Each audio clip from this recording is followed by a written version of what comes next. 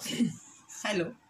अरेस्टमधला आपला पुढचा पॉईंट आहे any such person can be so arrested against whom the credible information has been received that he has committed such cognizable offense which is punishable with the death sentence. पहा, अशा माणसाला arrest केलेलं आहे की ज्यांनी credible information आहे, खात्रीशीर information आहे की या व्यक्तीने काय केलं आहे, कॉग्निझिबल ऑफेन्स केला आहे, ज्याचा दखल घेण्यासारखा गुन्हा केलेला आहे, which is punishable with the death sentence, आणि ज्याची शिक्षा काय होऊ शकते, डेथ सेंटेन्स होऊ शकते, और which is punishable with imprisonment for more than 7 years, किंवा त्याची शिक्षा ही 7 वर्षापेक्षा अधिक असू शकते. सो अशी इन्फॉर्मेशन हातात आलेली आहे की अशी व्यक्ती हजर आहे तिथे किंवा आहे या ठिकाणी, and on the basis of such information the police officer has some reasons to believe that such person has committed such an offence, आणि पोलीस ऑफिसरला पण खात्री आहे की अशा व्यक्तीने हा गुन्हा केलेलाच आहे. Thus, when the arrest relates to any such offense which is punishable with imprisonment for a term exceeding the 7 years, then such arrest is not subject to those other conditions as so mentioned here in before after under the point 2. Point 2 मध्ये सांगितलेलं आहे की गुन्ह्यासाठी काय करायचं आहे, warrant घ्यायचं आहे, समन्स काढायचं आहे आणि त्याच्यानंतर मग अरेस्ट करायचे. पण एखादी व्यक्ती आहे जिने खरोखरच डेथ सेंटेन्सच्या लायकीचा गुन्हा केलेला आहे आणि काय आपण पाहिलेलं की ती पळून जाण्याची शक्यता आहे, तर अशा वेळेस हे पॉईंट 2 मध्ये दिलेले जे रूल्स आहेत त्यांना आपण बाजूला ठेवून त्या व्यक्तीला अरेस्ट केली जाते. Provisions under aforesaid 3 points have been inserted by way substitution by the Code of Criminal Procedure amendment act 2008. ही 2008ची अमेंडमेंट आहे, याला स्टार करून ठेवा. In the case Arnesh Kumar versus state of Bihar and another, Arnesh कुमारची केस इम्पॉर्टंट आहे, ही लीडिंग केस आहे, 2014ची केस आहे, सुप्रीम कोर्टाची केस आहे. Decided on 2 July 2014, supreme court held that arrest must be made after satisfying necessary parameters as mentioned under section 41 of the CRPC. या केसमध्ये सांगण्यात आलेलं आहे की अरेस्ट ही कधी करायला पाहिजे, जेव्हा सगळे पॅरामीटर्स सॅटिस्फाय होतील त्यानंतरच एखाद्या व्यक्तीची अरेस्ट केली गेली पाहिजे. Any such person can be arrested bye a police officer without the warrant who has been proclaimed as an offender either under this code or by an order of the state government. पहा, arrest कधी केली जाईल, अशी एखादी व्यक्ती आहे की जिला ऑफेंडरच आहे ती आणि तिला स्टेट गव्हर्नमेंटची ऑर्डर आहे किंवा या कोडखाली त्याला अरेस्ट करण्याचे अथॉरिटीज आहे. त्याच्यानंतर any such person can be arrested in whose possession any such thing is found. पहा, हे महत्त्वाचं आहे, एखाद्या अशा व्यक्तीलाही अरेस्ट केलं जाऊ शकतं ज्या व्यक्तीच्या पजेशनमध्ये अशी एखादी वस्तू आहे which may reasonably be suspected to be stolen property. असं सस्पेक्ट झालेलं आहे की ती स्टोलन प्रॉपर्टी आहे, तर अशा वेळेस सुद्धा त्या व्यक्तीला विदाऊट वॉरंट अरेस्ट केलं जातं. पहा, रात्रीचे एक माणूस चाललेला आहे, पोलिसांची गस्त चालू आहे आणि एक माणूस दिसतोय, त्यांना सस्पेक्टेड पर्सन एकदम हळूच चाललेला आहे, त्याच्या हातामध्ये असं भलं मोठं ओझं पण आहे. सो पोलिसांनी त्याला हटकलं आणि पाहिलं की अरे याच्यामध्ये काय आहे, तर त्याच्यामध्ये काही गोल्ड सापडलं त्यांना. ओके, सोनं सापडलं. आता ते सोनं घेऊन जायची अथॉरिटी त्याला आहे, त्याच्या मालकीचं असेल तर अथॉरिटी आहेच, पण सोनं सापडलंय खूप साऱ्या अमाऊंटमध्ये आणि 8-10 दिवसापूर्वी सराफाच्या दुकानावर चोरी झालेली आहे.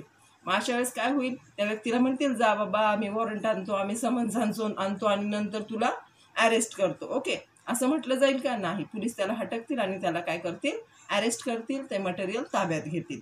ओके, हे कोडच्या अंडर सांगितलेलं आहे. Any such person can be so arrested who obstructs any police officer while he is executing that is performing his duty. एखादी व्यक्ती आहे, ऑब्स्ट्रक्ट्स म्हणजे काय, अडथळे आणणे. एखादी व्यक्ती आहे, इन्व्हेस्टिगेशन चालू आहे पोलीस ऑफिसरचं किंवा एक्झिक्युशन, ही इज एक्झिक्युटिंग, तो काहीतरी काम करतोय, परफॉर्मिंग हिज ड्युटी करतो आहे, आणि एखादा माणूस गेला आणि त्याच्यामध्येच त्याने अडथळे आणायचा प्रयत्न केला तर त्या व्यक्तीला सुद्धा विदाऊट वॉरंट अरेस्ट करता येतं. Any such person can be so arrested who has escape from the lawful custody, एखादा व्यक्ती लॉफुल कस्टडीमधून पळून गेलेला आहे, पोलिसांना तो दिसलेला आहे, मग त्याच्यासाठी वॉरंट काढत बसतील का? ते नाही, ते डायरेक्टमध्ये अटक करू शकतात. आपण जो विचार करतो ना तोच कायदा असतो, म्हणजे आपल्याला योग्य वाटतं ना तो कायदा असतो. त्यामुळे तुम्ही एखाद्या विषयाला न घाबरता तुम्हाला काय वाटतं, तुमच्या जे कॉन्शियस सबकॉन्शियस माइंडला जे वाटतं तो कायदा असतो, ते तुम्ही लिहायला पाहिजे का ते तुम्ही लक्षात घ्यायला पाहिजे. पहा, तेच पॉईंट्स आपण जो विचार करतो तेच पॉईंट्स आपल्याला आपल्या सब्जेक्टमध्ये सापडत राहतात. फक्त आपला विचार करताना आपणच तसा विचार करायचा की मी गुन्हेगार आहे तर मग माझ्याबरोबर काय होईल, मी पोलीस ऑफिसर आहे तर माझ्याबरोबर काय होईल, मी मॅजिस्ट्रेट आहे तर which order can I give, अशा पद्धती, मी जज आहे what I will do on this stage, हे असं विचार करून जर तुम्ही पेपर सोडवले किंवा असे पॉईंट्स लक्षात ठेवले तर ते पॉईंट चुकीचे कधीच ठरत नाहीत. हां, काही फापट पसारा लिहायचा नाही, कारण हे क्रिमिनल प्रोसिजर कोडमध्ये आपण गोष्ट सांगत नाही आहे कुठेच. So any such person can be arrested who has escaped from the lawful custody. Okay, any such person can be so arrested who is reasonably suspected of being a disaster from any of the armed force of the union. एखादी व्यक्ती arm फोर्समधून runaway झालेली आहे, पळून आलेली आहे. तसं पळायला authorities नाहीत, आर्मीमध्ये भरती होतात ते लोक मधून पळून येऊ शकत नाहीत. ओके, आणि समजा पळून आलेली आहे तर ऑफकोर्स त्याला अरेस्ट करतात. Any such person can be so arrested who is so concern with any such act which is committed at any place outside the India, being such an act is, if committed in India, it would be punishable as an offense and for which he is liable to be apprehended in India under the law of extradition. Extradition म्हणजे काय आहे तर सीमा पार करून दुसऱ्याच्या हद्दीत घुसणे. Okay, हा जो कायदा आहे प्रत्येकाने आपापल्या दायऱ्यात राहायचंय, आपापल्या जागेत राहायचंय. पण एखादी व्यक्ती पळून गेलेली आहे दुसऱ्या देशामध्ये, ओके, आणि तिथं आपल्या एका देशामध्ये गुन्हा करून एखादी व्यक्ती पळून आलेली आहे किंवा एखादी व्यक्ती पळून गेलेली आहे तर प्रत्येकाला ती अथॉरिटी आहे की त्या व्यक्तीला विदाऊट वॉरंट अरेस्ट करू शकतात, ते ताब्यात घेऊ शकतात. ओके, कधी कुणाला कुणी काहीतरी त्यांच्यावर वॉरंट असतं आणि ते पळून जातात दुसऱ्या देशामध्ये. आपल्याकडे खूप एक्झाम्पल्स आहेत असे, you can find it your self. तर त्यांना अरेस्ट करण्याची अथॉरिटी पोलिसांना आहे without warrant. Any such person can be so arrested who is the release convict who has committed the breach of any rule made under section 356 subclause 5 of the code. पहा, 356(5) खाली कुणी काही गुन्हा केलेला असेल आणि ते रिलीज्ड कन्विक्ट झालेला आहे, पण तो रिलीज झालेला आहे, पण तो पुन्हा काही करण्याची खात्री आहे तर त्याला अरेस्ट केलं जातं. Any such person can be so arrested for whose arrest as any requisition has been received from another police officer.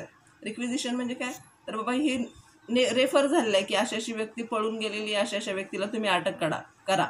Provided that it appears from such a requisition that such a person might lawfully be arrested even without a warrant also by that another police officer who has issued the requisition. Requisition म्हणजे काय, मागणी, authority देणं की बाबा आमचा असा गुन्हेगार पळून आलेला तुमच्या याच्यामध्ये असू शकतो, तो तुम्ही त्याला अटक करा, अशी जर मागणी झालेली असेल तर त्या विभागाचे पोलीस काय करू शकतात, त्याला अरेस्ट करू शकतात. तुम्हाला ज्युरिस्डिक्शन माहितीच असणार आहे, कोर्टाचे ज्युरिस्डिक्शन शिकलेले आहात तुम्ही. पहा, फॉर एक्झाम्पल एखादा गुन्हा बारामतीच्या एरियामध्ये झाला आणि तर फलटणच्या पोलिसांना त्याचं ज्युरिस्डिक्शन नसतं, पण एखादा आरोपी जर पळून गेला असेल फलटणमध्ये आणि आपण आपल्या बारामती पोलिसांनी त्यांना विनंती केली की बाबा त्याला अटक करा, तर ते अटक करू शकतात. However, no such person can be arrested who is concerned with any non-cognizable offense or against whom a complaint has been made with respect to such a non-cognizable offense. पहा, फक्त cognizable offense साठी, non-cognizable offense साठी नाही, unless and until the magistrate makes an order to issue the warrant for such a arrest, but this rule is given in section 42 of the code. हा नियम कशामध्ये दिलेला आहे, सेक्शन 42 मध्ये दिला आहे. थँक्यू. सो सेक्शन 41A पाहणार होतात आपण.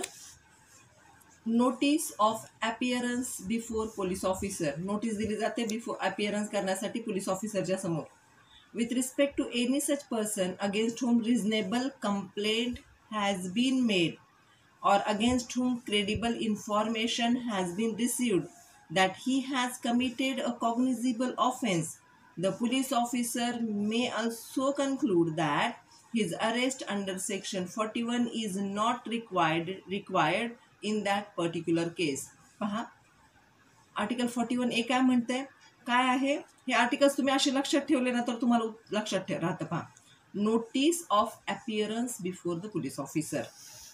इथे नोटीस आहे कशासाठी, appearance before the police officer कशासाठी. पहा, with respect to any such a person against whom reasonable complaint has been made. एखाद्या व्यक्तीच्या विरोधात कंप्लेंट झालेली आहे. रिझनेबल कंप्लेंटला अंडरलाईन करा. और against whom credible information has been received. किंवा एखाद्या व्यक्तीच्या विरुद्ध खात्रीशीर इन्फॉर्मेशन मिळालेली आहे.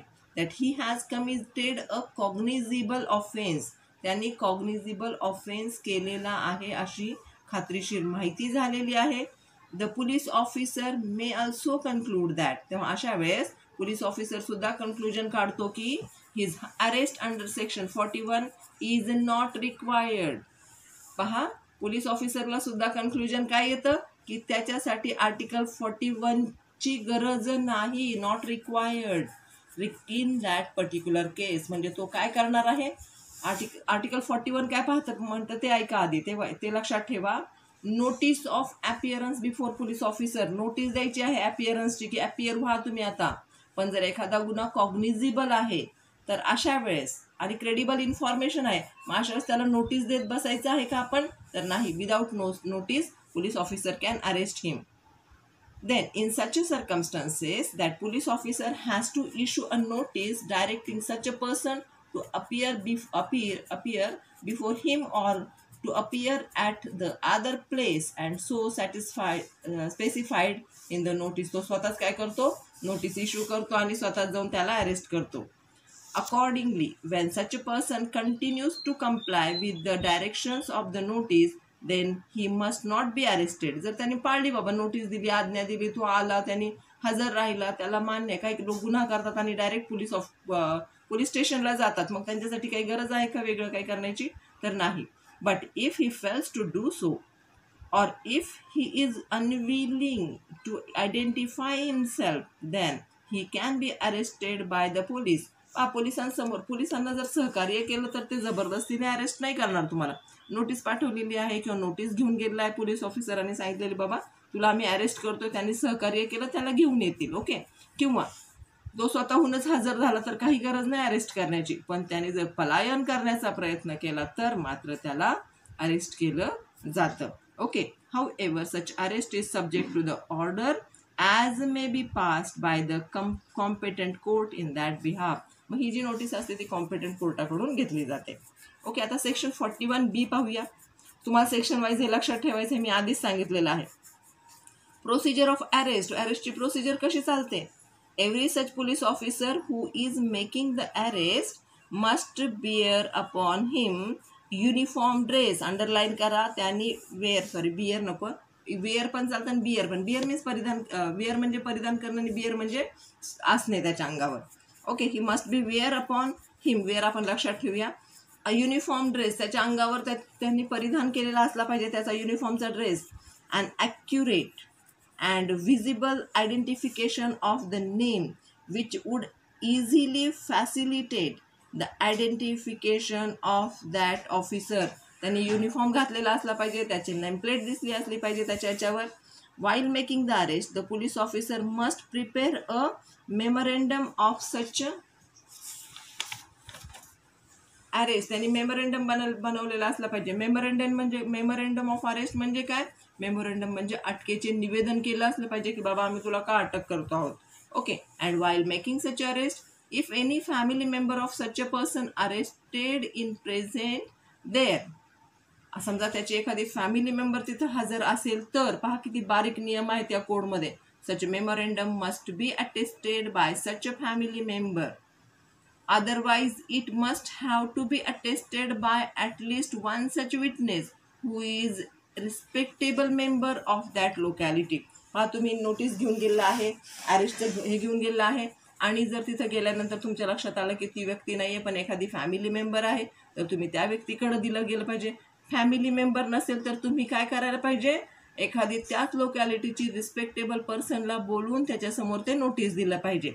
Wear such arrest is made besides, in that case, the police officer must also tell the person arrested that he has right that a relative or friend named by him has to be informed immediately about the arrest. समजा एखाद्या व्यक्तीला arrest केलं आहे तर police ऑफिसरने त्याला सांगितलं पाहिजे की बाबा रे, तुला आम्ही अरेस्ट करतो आहोत आणि तुला जर कुणाला इन्फॉर्म करायचं असेल तुझ्या अरेस्टबद्दल, तुझे फ्रेंड, तुझी फॅमिली, तर तू इन्फॉर्म करू शकतो. ओके.